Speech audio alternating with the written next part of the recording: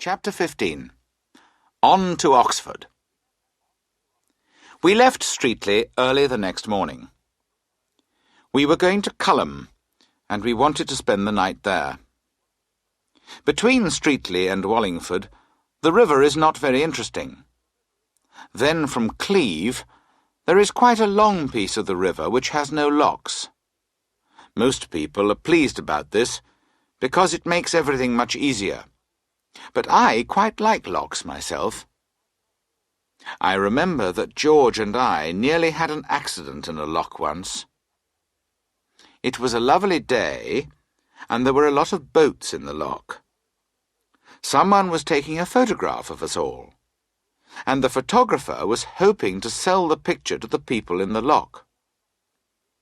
I did not see the photographer at first, but suddenly George started to brush his trousers, and he fixed his hair and put on his hat. Then he sat down with a kind but sad expression on his face, and he tried to hide his feet. My first idea was that he had seen a girl that he knew, and I looked round to see who it was. Everybody in the lock had stopped moving, and they all had fixed expressions on their faces. All the girls were smiling prettily, and all the men were trying to look brave and handsome. Then I saw the photographer, and at once I understood. I wondered if I would be in time. Our boat was the first one in the lock, so I must look nice for the man's photograph. So I turned round quickly and stood in the front of the boat. I arranged my hair carefully, and I tried to make myself look strong and interesting. We stood and waited for the important moment when the man would actually take the photograph. Just then, someone behind me called out, "Hi! Look at your nose!" I could not turn round to see whose nose it was, but I had a quick look at George's nose. It seemed to be all right. I tried to look at my own nose, and that seemed to be all right too. "Look at your nose, you stupid fool!" the voice cried again, more loudly this time. And then another voice called, "Push your nose out! You two, with the dog!" We could not turn round because the man was just going to take the photograph. Was it us they were calling to? What was the matter with our noses? Why did they want us to push them out? But now everybody in the lock started shouting, and a very loud, deep voice from the back called, "Look at your boat! You, in the red and black caps! If you don't do something quickly, there'll be 2 dead bodies in that photograph." We looked then, and we saw that the nose of our boat was caught in the wooden gate at the front of the lock. The water was rising,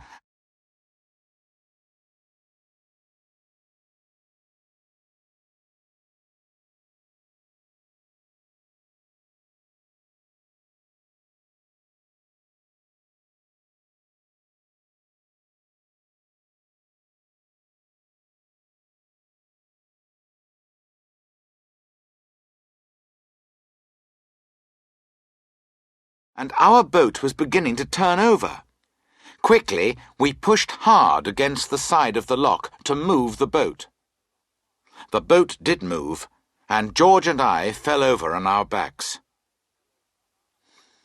We did not come out well in that photograph, because the man took it just as we fell over.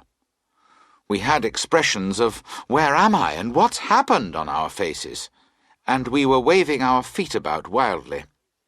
In fact, our feet nearly filled the photograph. You could not see much else. Nobody bought the photographs. They said they did not want photographs of our feet. The photographer was not very pleased. We passed Wallingford and Dorchester, and we spent the night at Clifton Hampden, which is a very pretty little village. The next morning we were up early, because we wanted to be in Oxford by the afternoon. By 8:30 we had finished breakfast and we were through Clifton Lock. At 12:30 we went through Iffley Lock. From there to Oxford is the most difficult part of the river. First the river carries you to the right, then to the left.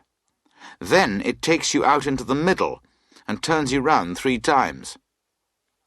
We got in the way of a lot of other boats. A lot of other boats got in our way, and a lot of bad words were used. However, at Oxford, we had 2 good days. There are a lot of dogs in the town. Montmorency had 11 fights on the first day and 14 on the second.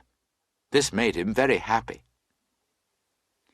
If you are thinking of taking a trip on the river, and you are going to start from Oxford, take your own boat, unless you can take someone else's without being discovered. The boats that you can hire on the Thames above Marlow are all right. They do not let too much water in, and they have seats and things. But they are not really boats which you want people to see. The person who hires one of these boats is the kind of person who likes to stay under the trees. He likes to travel early in the morning or late at night, when there are not many people about to look at him. When he sees someone he knows, he gets out of the boat and hides behind a tree. I remember that some friends and I hired one of these boats one summer. We had written to ask for a boat, and when we arrived at the boathouse we gave our names. The man said, "Oh, yes," and then he called out to another man, "Jim, fetch the Queen of the Thames." 5 minutes later, Jim came back with a very old piece of wood. He had clearly just dug it up from a hole in the ground. When he dug it up, he had damaged it very badly.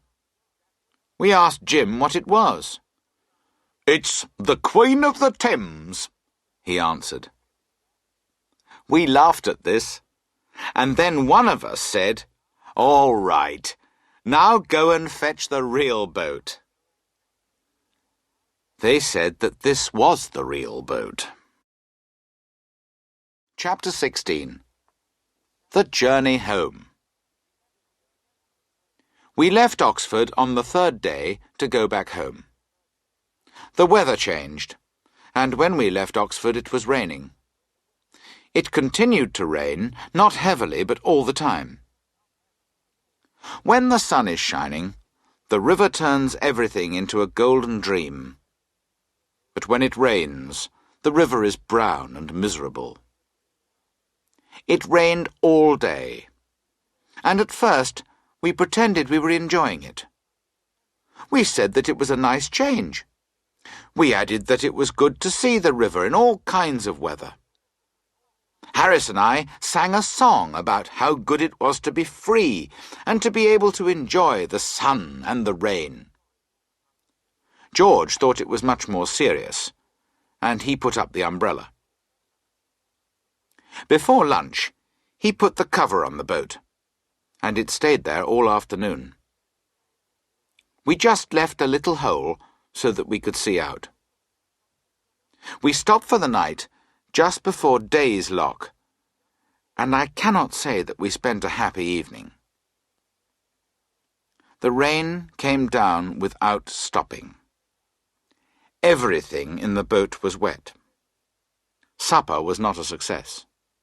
We were all tired of cold meat, and we talked about our favourite foods. When we passed the cold meat to Montmorency, he refused our offer. He went and sat at the other end of the boat alone. We played cards after supper.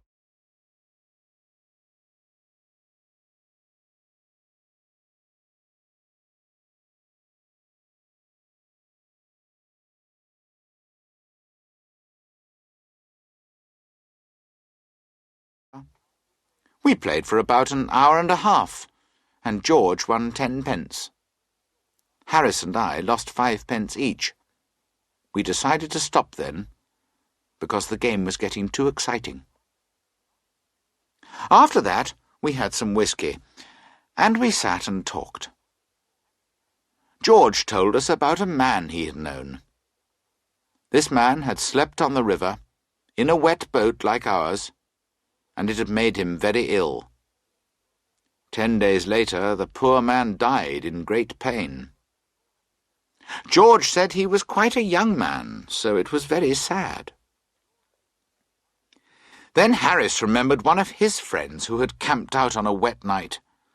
When he woke up the next morning, he was in great pain, and he was never able to walk again. So then, of course, we began to talk about other illnesses. Harris said it would be very serious if one of us became ill, because we were a long way from a doctor. After this, we really needed something to make us feel a bit happier, so George sang to us. That really made us cry. After that, we could think of nothing else to do, so we went to bed. Well, we undressed, and we lay down in the boat. We tried to go to sleep, but it was 4 hours before we did so. At 5 o'clock, we all woke up again, so we got up and had breakfast. The second day was the same as the first. It rained all day. We sat in our raincoats under the cover, and we travelled slowly along the river. I did try to sing again, but it was not a success. However, we all agreed that we should continue our trip. We had come to enjoy ourselves for a fortnight on the river, and we were going to finish the trip. If it killed us, well, that would be a sad thing for our friends and families, but we would not give in to the weather. "It's only 2 more days," Harris said, "and we are young and strong. Perhaps we'll be all right." At about 4 o'clock, we began to discuss our plans for that evening. We were a little past Goring then, and we decided to go on to Pangbourne and spend the night there. "Another happy evening," George said. We sat and thought about it. We would be in Pangbourne by 5 o'clock. We would finish our dinner by 6:30. After that, we could walk about the village in the rain, or we could sit in a dark little pub. "It would be more interesting to go to the Alhambra Theatre in London," Harris said, and he looked out at the sky. "With supper afterwards at that little French restaurant," I added. "Yes, I'm almost sorry we've decided to stay on the boat," Harris said. Then we were silent for a time. "I know we've decided to stay and die on this boat," George said, "but there is a train which leaves Pangbourne soon after 5 o'clock. We could be in London in time to get something to eat, and afterwards we could go on to the theatre." Nobody said a word. We looked at each other, and we all felt badly about it. We did not speak, but we got out the bag. We looked up the river and down the river. There was nobody there.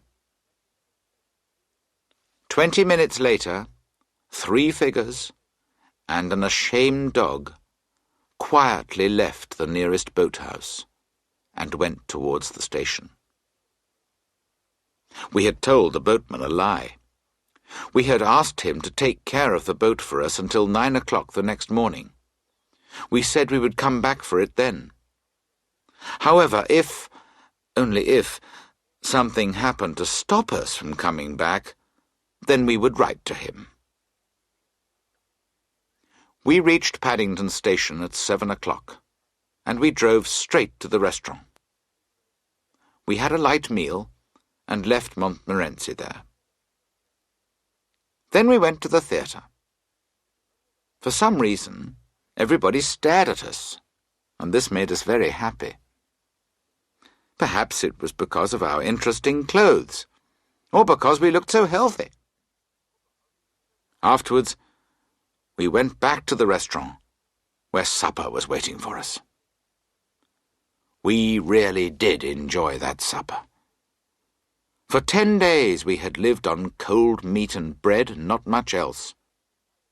We ate and drank without speaking, and then we sat back and rested. We felt good and thoughtful and kind. Then Harris, who was sitting next to the window, pulled back the curtain and looked out into the street.